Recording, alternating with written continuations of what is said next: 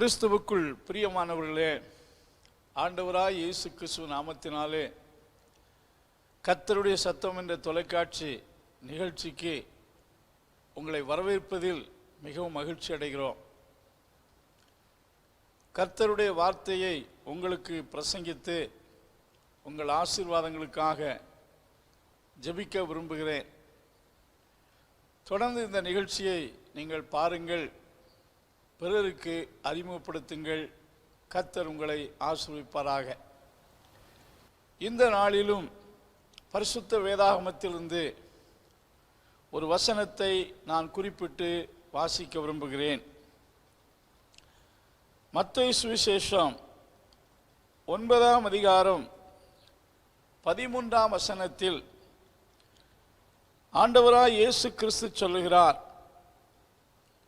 நீதிமான்களை அல்ல பாவிகளையே மனம் திரும்புவதற்கு அழைக்க வந்தேன் என்று குறிப்பிடுகிறார். இந்த வசனத்திலே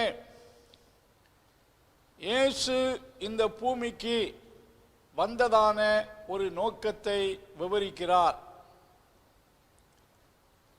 பரலோகத்திலிருந்து இயேசு இந்த பூமிக்கு எதற்காக வந்தார் என்று பல நோக்கங்கள் சொல்லப்பட்டிருக்கிறது. குறிப்பாக இந்த வசனத்திலே பாவிகளை மனம் திரும்புவதற்கு வந்திருக்கிறேன் என்று குறிப்பிடுகிறார். இயேசு கிறிஸ்து பாவிகளை ரட்சிக்க உலகத்துக்கு வந்தார் என்று பவுல் அப்போஸ்தலன் எழுதியிருக்கிறார். இங்கே இயேசு குறிப்பிடுகையில் பாவிகளை மனம் திரும்ப அழைக்க வந்திருக்கிறேன். பாவிகள் யார்? யூதர்களா, புறஜாதிகளா, அல்லது ரோமர்களா? இங்கே பாவிகள் என்று இயேசு யாரை குறிப்பிட்டு சொல்லுகிறார் என்று சொன்னால், உலகத்தில் பிறந்த எல்லா மனிதர்களையும் அந்த வார்த்தையில் குறிப்பிடுகிறார்.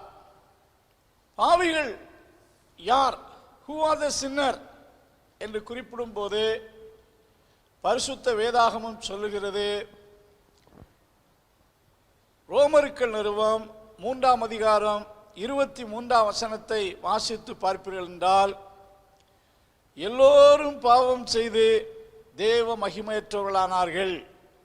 1 ராஜாக்களின் புஸ்தகம் 8ஆம் அதிகாரம் 46ஆம் வசனத்திலே சாலமோனுடைய தேவாலயத்தின் பிரதிஷ்டை நேரத்தில் சாலோமோன் தேவனை நோக்கி இவ்விதமாக ஒரு பிரார்த்தனை செய்கிறார்,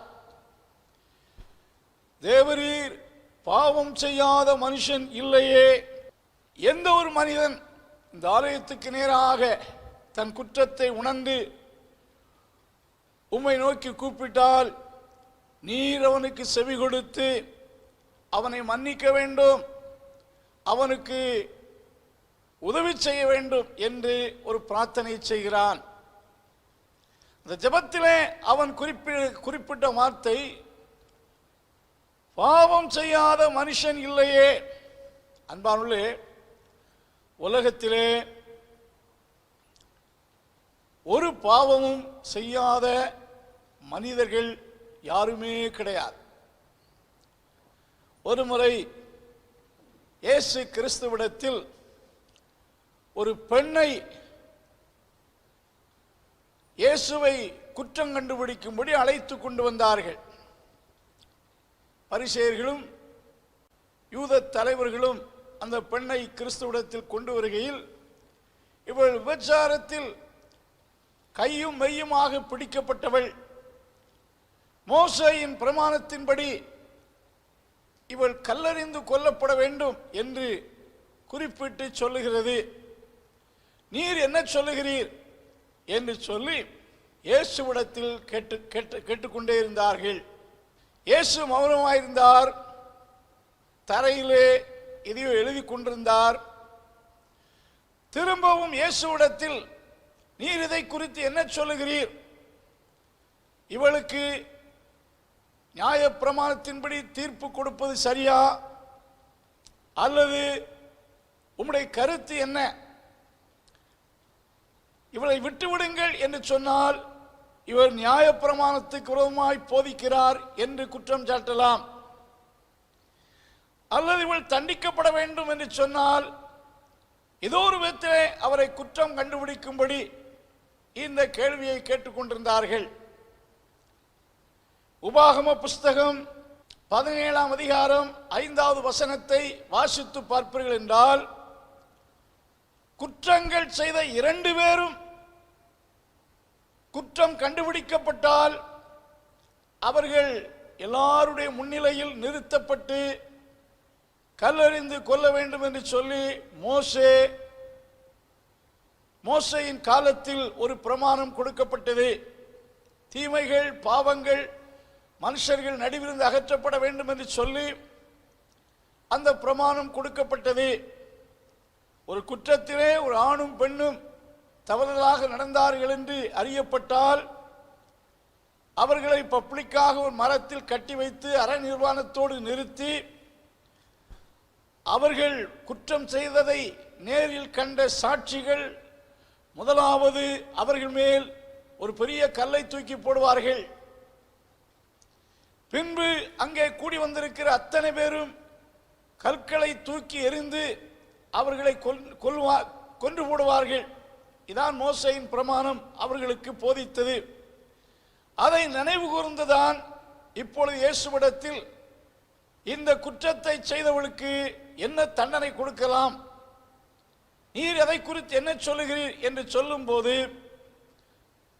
அங்கே இந்த பெண்ணைத்தான் கொண்டு வந்தார்கள், இந்த ஆணை விட்டு விட்டார்கள். அதுவே அவருடைய பட்சபாதத்தை காண்பிக்கிறது. ஏனென்றால் 2 பேரும் தவறு செய்தவர்கள் தான். பெண்ணை கொண்டு வந்தார்கள், ஆணை விட்டு விட்டார்கள்.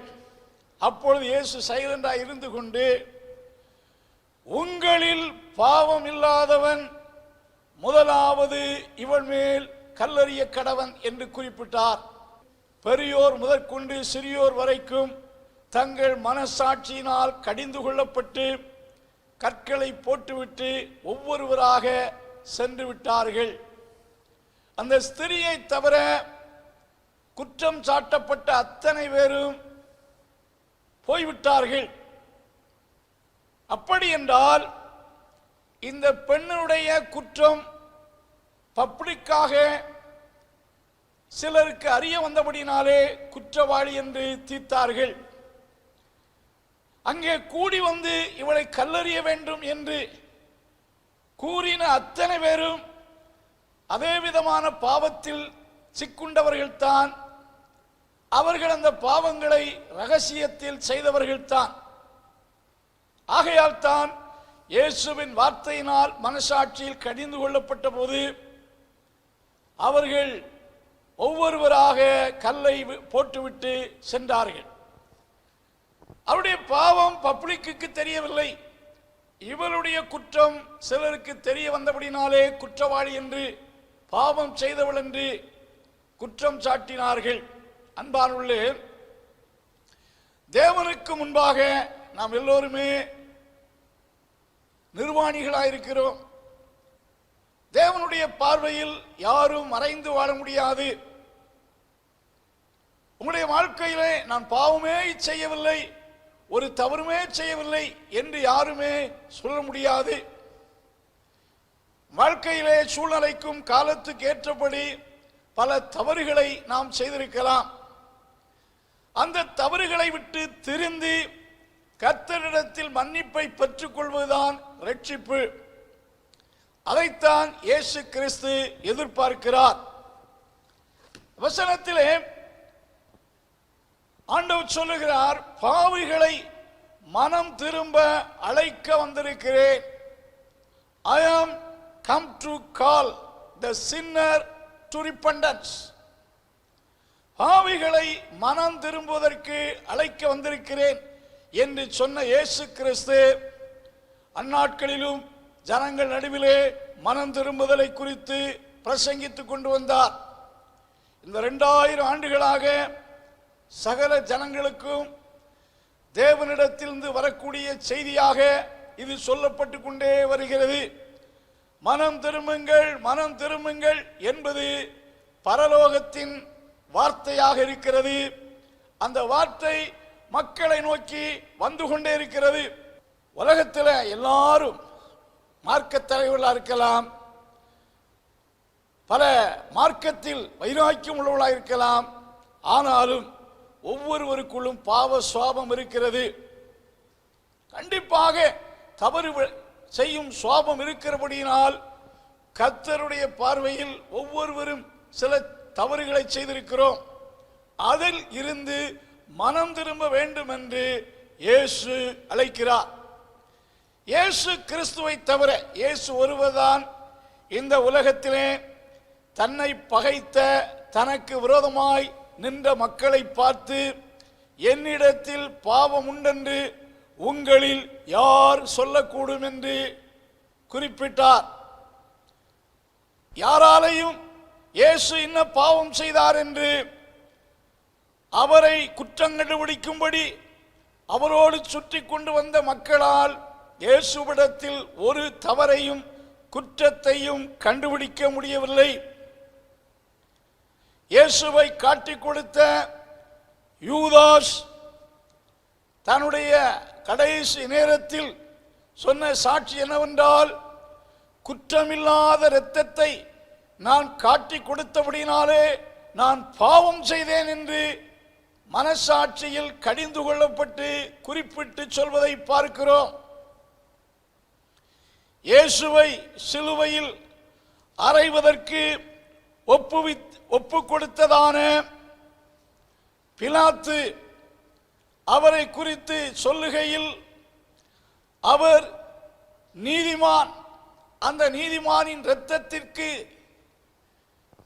நான் நீங்களாயிருக்கிறேன் என்று தான் தீர்ப்பை கூறிவிட்டு தன் கையை கழுவினதாக பார்க்கிறோம். இயேசு மாசற்றவர், இயேசு பரிசுத்தர். இயேசு கிறிஸ்துவை குறித்து அவருடைய சீசரில் ஒருவனாய் அப்போஸ்தலனாய் பேதுரு சொல்லுகிறார், அவர் பாவம் செய்யவில்லை, அவருடைய வாயில் வஞ்சனை காணப்படவில்லை என்று குறிப்பிடுகிறார். யோவான் அப்போஸ்தலன் இயேசுவை குறித்து சொல்லும் போது 1 யோவான் 3:5 அவரில் பாவம் இல்லை, அவரில் எவ்வளவேனும் இருள் இல்லை, இயேசு கிறிஸ்து வருவதான் பரிசுத்தர். இயேசு கிறிஸ்து ஒருவரே பரிசுத்தர். ஆகையால் தான் அவர் மக்கள் பாவத்தில் வாழ்வதை விரும்பாமல் மக்களை மனம் திரும்ப அழைத்து கொண்டே இருக்கிறார். அன்பானுள்ளே, இயேசு கிறிஸ்து சத்தியம் உள்ள தேவன், இயேசு கிறிஸ்து பரிசுத்தம் உள்ள தேவன். அவர் பாவிகளை மனம் திரும்ப அழைக்க வந்ததாகவும் தொடர்ந்து அழைத்து கொண்டே இருப்பதாக நாம் பார்க்கிறோம். பொதுவாக அந்த நாட்களிலே ராஜாக்கள் தங்கள் வீட்டு நிகழ்ச்சிக்கு பொது ஜனங்களை அழைக்க வேண்டும் என்றால் தங்கள் வேலைக்காரரிடத்தில் தங்களுடைய அழைப்பை மக்களுக்கு தெரியப்படுத்தும்படி சொல்வார்கள். அவர்கள் ஊர் ஊராய் சென்று சகல ஜனங்களுக்கும் தெரிய வர வேண்டியது என்னவென்றால், ராஜா உங்களை இன்ன காரியத்தை வரும்படி அழைக்கிறார் என்று ராஜாவின் அழைப்பை எடுத்து கொண்டு செல்வார்கள். இயேசுதாமே ஒரு ஓமையின் மூலமாக அந்த உண்மையை விவரித்தார். ராஜா வீட்டிலே ஒரு கல்யாணம் நடக்கிறது. தன் மகனின் கல்யாண விருந்துக்கு வரும்படிக்கு மக்களுக்கு தன் வேலைக்காரர்கள் மூலமாக அழைப்பை கொடுத்து அனுப்புகிறார்.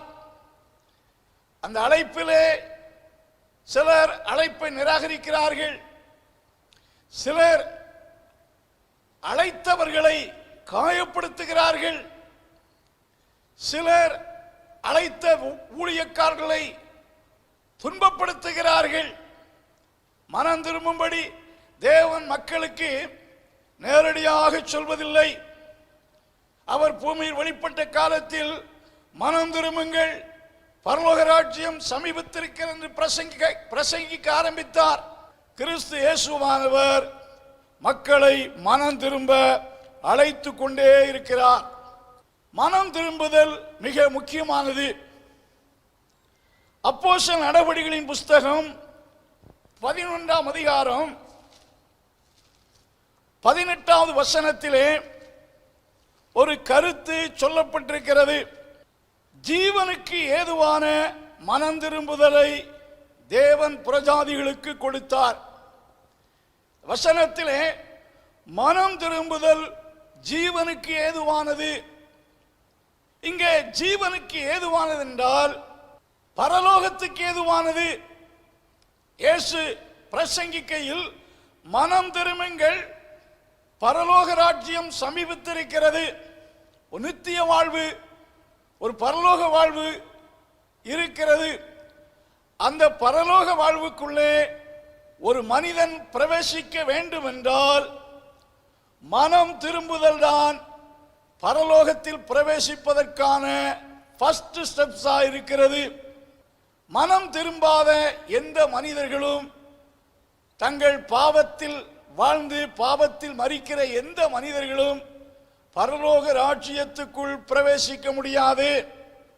அதைத்தான் இயேசு கிறிஸ்து யோவான் சுவிசேஷம் 3ஆம் அதிகாரம் 3ஆம் வசனத்திலே, ஒருவன் மறுபடியும் பிறவாவிட்டால் தேவனுடைய ராஜ்யத்தை காண மாட்டான் என்றும், ஆவியினாலும் ஜலத்தினாலும் பிறவாவிட்டால் தேவனுடைய ராஜ்யத்துக்குள் பிரவேசிக்க மாட்டான் என்று மெய்யாகவே மெய்யாகவே உங்களுக்கு நான் சொல்லுகிறேன். மனம் திரும்பாவிட்டால் நாம் நித்திய ஜீவனை அடைய முடியாது, பரலோக ராஜ்யத்துக்குள் பிரவேசிக்க முடியாது, நித்திய வாழ்வுக்குள் நாம் செல்ல முடியாது. ஆகையால் தான் ஆண்டவர் மனம் திரும்புதலின் முக்கியத்துவத்தை உணர்ந்தவராய் சகல ஜனங்களுக்கும், ஜனங்கள் கேட்டாலும் கேளாவிட்டாலும், மனம் திரும்பினாலும் திரும்பாவிட்டாலும் மக்களுக்கு இந்த உண்மையை தொடர்ந்து எடுத்து சொல்லுங்கள் என்று கட்டளையிட்டிருக்கிறார். லூக்கா சுவிசேஷம் 24ஆம் அதிகாரம் 47ஆம் வசனத்திலே உயிர்த்தெழுந்த ஆண்டவராய் இயேசு கிறிஸ்து சீசர்களுக்கு கடைசி கட்டளையாக கொடுத்த வார்த்தை என்ன?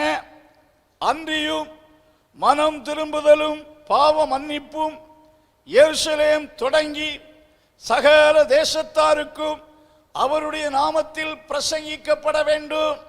சகல தேசத்தாருக்கும் சகல ஜனங்களுக்கும் இதை எடுத்து கூறுங்கள் என்று இயேசு குறிப்பிட்டு சொல்வதை பார்க்கிறோம்.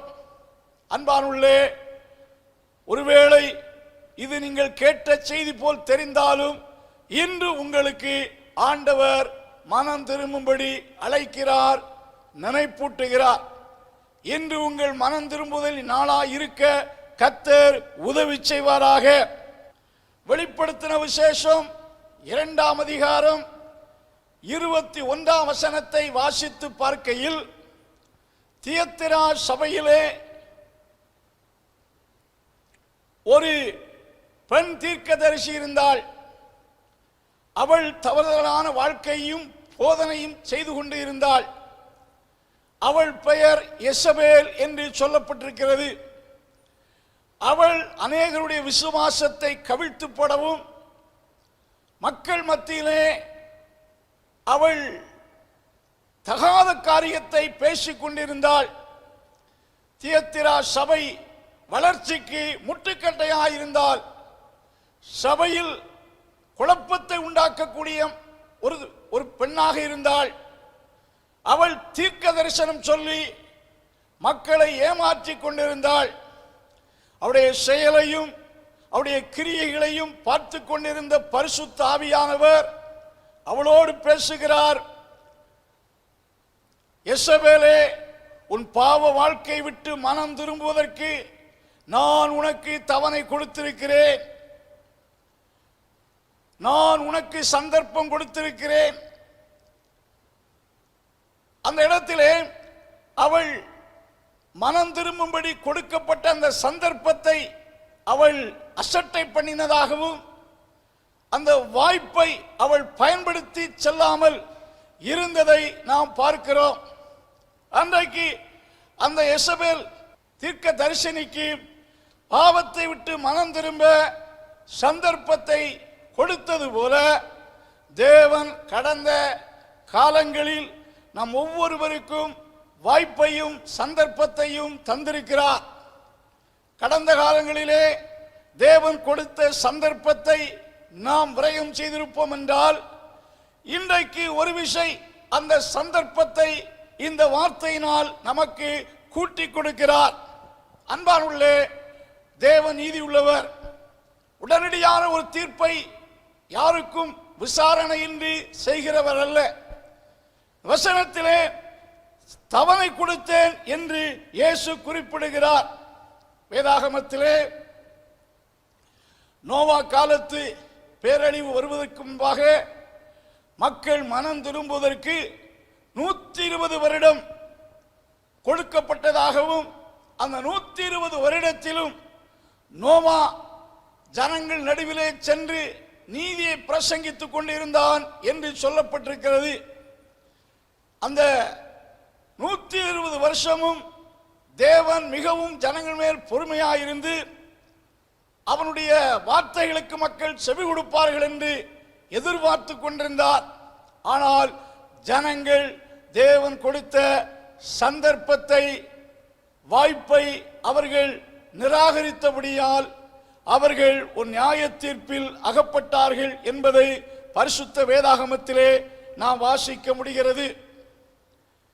நினிவே பட்டணத்தின் பாவங்கள் தேவனுடைய சன்னிதானத்தில் எட்டின போது கர்த்தர் அந்த பட்டணத்தில் உள்ள சகல மக்களுக்கும் மனம் திரும்புவதற்கு ஒரு சந்தர்ப்பத்தை கொடுக்கிறார். அங்கே யோனாவை அனுப்பி 40 நாட்களுக்குள் நினிவே கவிழ்த்து போடப்படும் என்ற செய்தியை அவர் கொடுக்கும்படி அனுப்புகிறார்.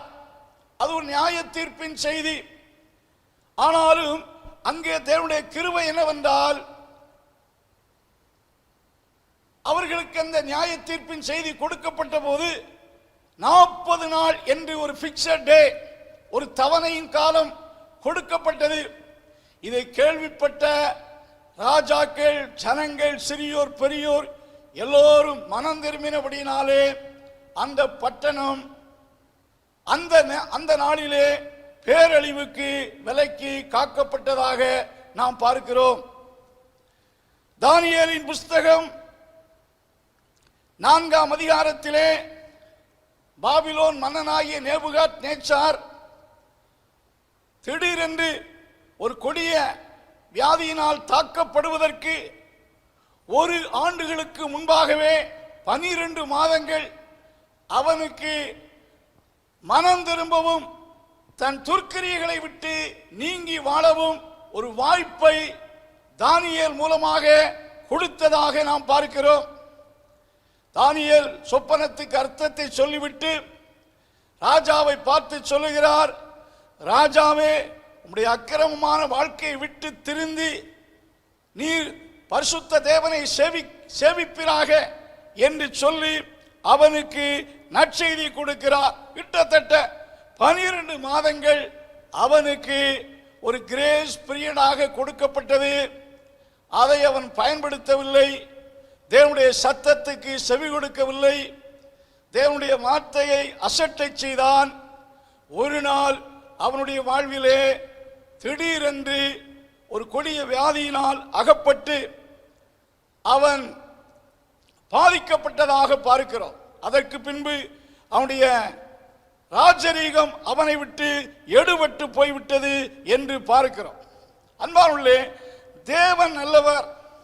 இஸ்ரவேல் மக்கள் தாங்கள் செய்த குற்றத்தின் நிமித்தம் பாபிலோனுக்கு 70 வருஷம் சிறைப்பட்டு போனார்கள் என்பதை சரித்திரத்தில் வாசிக்கிறோம். ஆனால் அவர்கள் சிறைப்பட்டு போவதற்கு முன்பாக எரேமியா சொல்லுகிறார், 23 ஆண்டுகளாக நான் உங்களுக்கு தேவனுடைய வார்த்தையை எச்சரித்து பிரசங்கித்துக் கொண்டிருந்தேன். நான் மாத்திரமல்ல, அநேக தீர்க்கதரிசிகளை உங்களுக்கு தேவன் நித்தம் அனுப்பி கொண்டே இருந்தார். அவருடைய சத்தத்துக்கு நீங்கள் செவி கொடுக்கவில்லை. ஆகையால் பாபிலோனிக் சிறையிருப்பை நீங்கள் சந்திப்பீர்கள் என்று சொல்வதை பார்க்க அங்கே எதை காட்டுகிறது என்றால், எரேமியா 23 ஆண்டுகள் இன்னும் அநேக தீர்க்கதரிசிகள் ஜனங்களை பாவ வழியை விட்டு திரும்பும்படிக்கு கர்த்தருடைய செய்தியை எடுத்து சொன்னார்கள். அவர்கள் செவி கொடுக்காதபடினாலே அந்த 70 வருஷ சிறையிருப்பை சந்தித்தார்கள் என்று சொல்லப்பட்டிருக்கிறது. இந்த வார்த்தை கேட்டுக்கொண்டிருக்கின்ற பிரியமான சகோதர சகோதரிகளே, அன்பானவர்களே, தேவன் அன்புள்ளவர். நாம் கெட்டு போவது அவருக்கு ஒருபோதும் பிரியம் கிடையாது. நாம் மனம் திரும்பி பிழைப்பதல்லவோ அவருக்கு பிரியம் என்று எசேக்கியேல் 18ஆம் அதிகாரத்திலே சொல்லப்பட்டிருக்கிறது. ஒருவேளை இன்று வரைக்கும் உங்கள் வாழ்க்கை எப்படிப்பட்ட நிலையில் இருந்தாலும், எந்த நிலையில் இருந்தாலும், ஆண்டவர் மன்னிக்கிறவர், கர்த்தர் ரட்சிக்கும்படி வந்தவர். ஆகையால் இன்றைக்காயிலும் உங்களுக்கு கிடைத்த இந்த நாளிலாயிலும் ரட்சிப்புக்கு ஏதுவாக ஆண்டவரிடத்தை திரும்புங்கள். அப்பொழுது கர்த்தர் உங்கள் மேல் ஆசீர்வாதத்தை கட்டளையிடுவார்.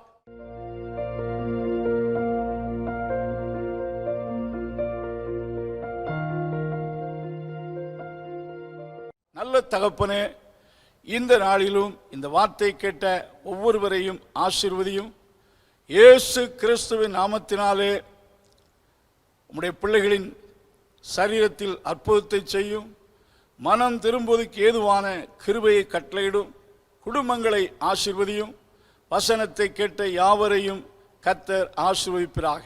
இயேசு கிறிஸ்துவின் நாமத்தில் ஜெபங்கேளு நல்ல பிதாவே, ஆமென். Praise the Lord. தேவனுடைய பரிசுத்த நாமம் மகிமைப்படுவதாக. நப்தலி சண்டே ஸ்கூல் புக்ஸை உங்களிடத்தில் அறிமுகப்படுத்துறதுல ரொம்ப சந்தோஷப்படுறோம். முழு வேதாகமத்தையும் 12 வால்யூமாக பிரிச்சிருக்கிறோம். ஒவ்வொரு வால்யத்துலேயும் 30 லெசன்ஸ் இருக்கும். அந்த ஒரு புத்தகம் ஒரு குழந்தைக்கு 1 வருஷத்துக்கு போதுமானதாக இருக்கும்.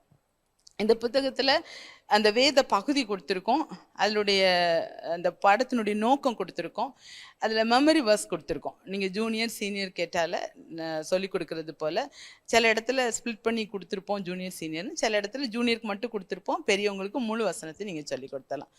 கலரிங் பேஜ் இருக்குது, ஏன்னா எல்லா ஏஜ் குரூப்புக்கும் கலர் இஷ்டம் இருக்கிறதுனால கலரிங் பேஜஸ் இருக்குது. அதே போல் question answer, fill ups, match of following, அப்புறம் சூஸ் த கரெக்ட் ஆன்சர், அந்த மாதிரி எல்லா ஆக்டிவிட்டீஸும் ஒவ்வொரு பாடங்களுக்கும் வேறு வேறையாக கொடுத்துருக்கோம்.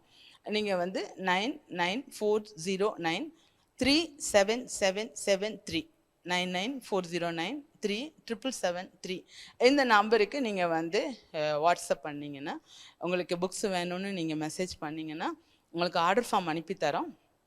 அந்த ஆர்டர் ஃபார்மில் நீங்கள் அனுப்பும்போது உங்களுக்கு அதை நாங்கள் அனுப்பித்தர ஆயத்தமாக இருக்கிறோம். இந்த புத்தகம் ஆங்கிலத்திலும் நம்மிடத்தில் இருக்கிறது. எல்லா விதங்களிலும் இது பிள்ளைகள் கர்த்தருடைய வசனத்தை நன்கு கற்றுக்கொள்ளவும் தேவனுக்காக பயன்படவும் இது கண்டிப்பாக வசதியாக இருக்கும் என்று விசுவாசிக்கிறோம். தொடர்ந்து ஜெபித்துக் கொள்ளுங்கள்.